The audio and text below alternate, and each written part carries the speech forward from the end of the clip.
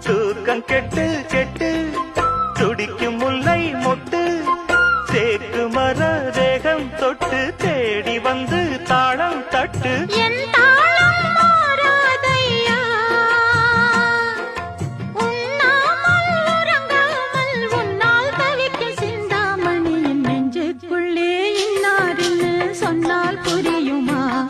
அது கொஞ்சி கொஞ்சி